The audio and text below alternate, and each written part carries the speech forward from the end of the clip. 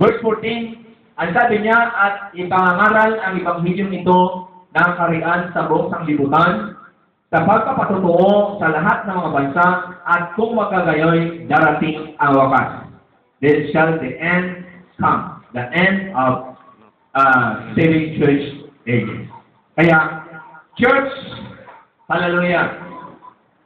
Yan ang mga na-share ko sa inyo ngayon, at sabi ng Bible ay ang pinakamagandang event. Ito ay panghuling, at bago matapos ang oras na binigay sa akin ng ating butihing MC. Okay. Makita po natin, sabi doon sa ibang quote, hallelujah, malalaman daw ng lahat ng mga tao ang pagbabalik ni Christ. That is correct? Sa akin, no. Ang makakaalam lamang sa pagbaba ni Kristo, only the bride. Amen. Kaya kung bride ka, malalaman mo ito. Bakit? Kabilang ka sa sasalubong sa Kanya. Ang question, saan kayo magsalubong? Hallelujah. Gusto niyo makita kung saan kayo magsalubong? Okay. Pakita ko sa inyo kung saan kayo sasalubong. Siyempre, kasama ko. Hallelujah. First Thessalonians chapter 4. Hallelujah. Okay. So, napansin nyo na ang message sa Seven Thunders ay excitement message. That's God. Magbabaga talaga ang iyong kalooban. Naalala ko yung dalawang disciple ng Panginoon na siya'y mabuhay naman uli. Naglalakad sila patungo sa Emmaus Road. Nalulungkot sila kasi ang Panginoon nawala na. Ang sabi niya, bakit kaya siya pa naman ang ating inasahan? Habang nagkifellowship silang dalawa, nag-isabay si Kristo. Sabi ng Panginoon, ano bang pinag-usapan ninyo? Ang sabi noong isa, si Cleopas yata yung naman nagkakamali, ikaw ba naman, hindi mo alam ang nangyayari sa Jerusalem? Ano nangyari?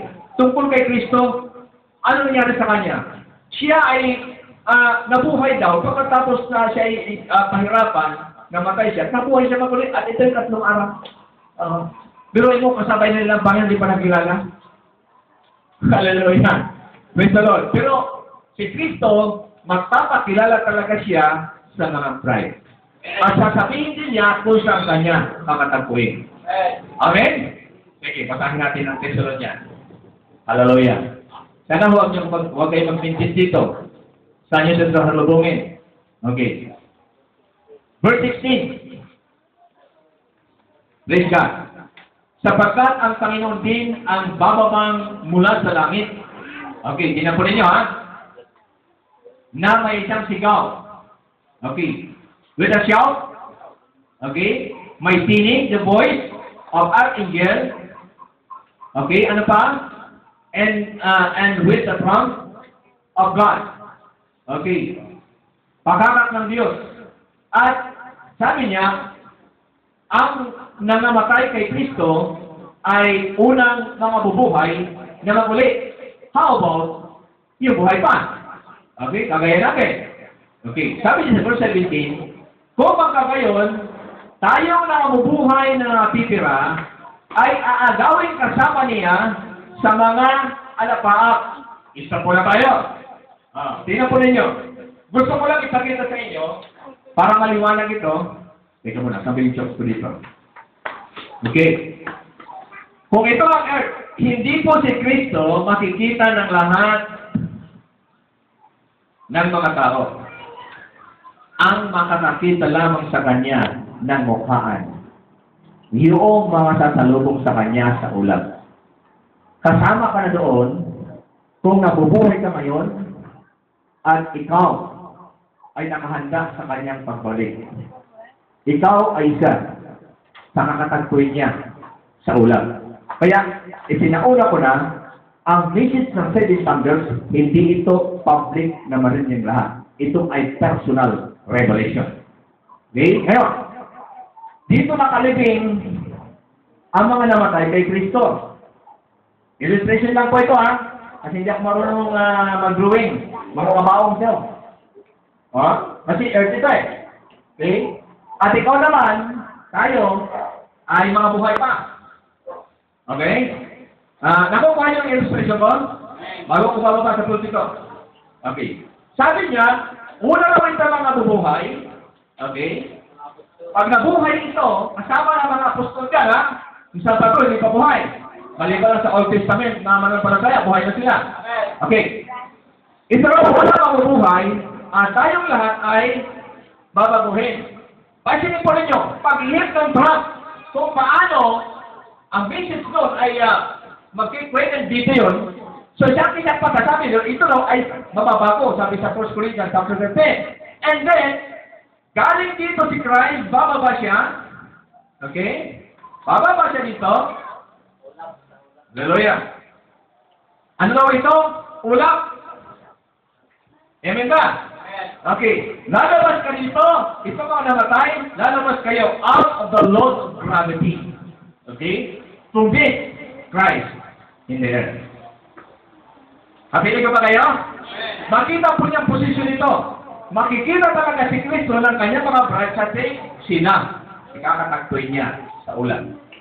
And then pagkatapos niya, pasin po ninyo, pag dinatid na ang nobya, muling magbabalik si Kristo sa Revelation chapter 19, kasama na ang bride na bababa. Amen.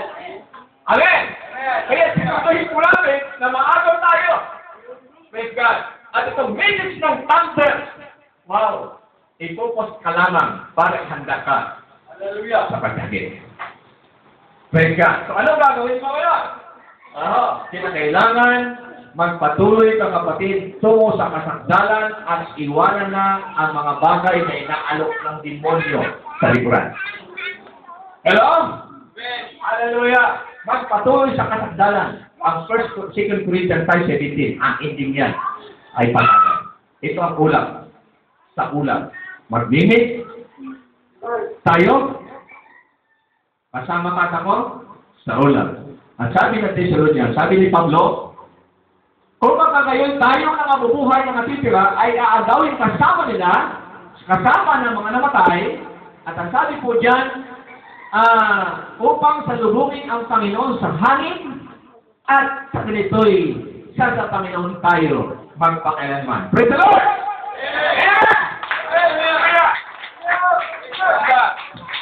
So, kapansin po ninyo, iwanan ko ang question, activated na ba ang 7 thunders? Yes, individually, but hindi po ito climax. Naghihintay ka kapatid sa climax nito.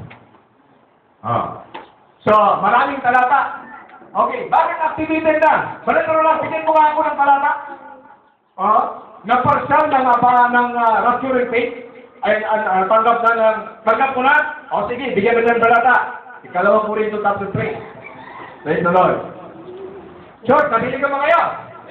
Okay. Basahin natin ang verse 3. Praise God.